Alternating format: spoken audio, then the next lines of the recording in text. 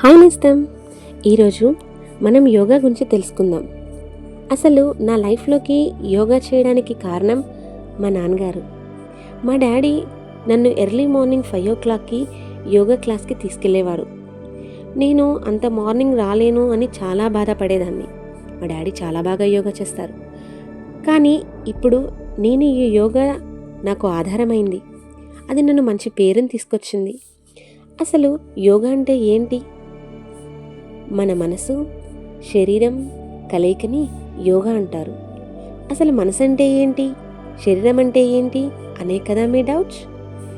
మన శరీరం ఇక్కడే ఉంటుంది, కానీ మన మనసు ఏదో ఆలోచిస్తూ ఉంటుంది. ఈ రెండింటినీ ఒకే దాని మీద ఏకాగ్రతగా చేయడమే యోగా. ఈ యోగాని 3 భాగాలుగా చేసుకోవచ్చు: ఆసనాలు, ముద్రలు, ప్రాణాయామం. ఇవి చేయడం వల్ల మన మనసు ప్రశాంతంగా ఉంటుంది. మనలో తెలియని పాజిటివ్ వైపుని తీసుకొస్తుంది.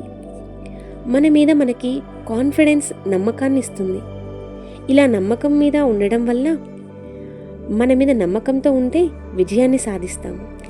ఈ విజయం కావాలని కోరుకుంటూ మీ మోనిష.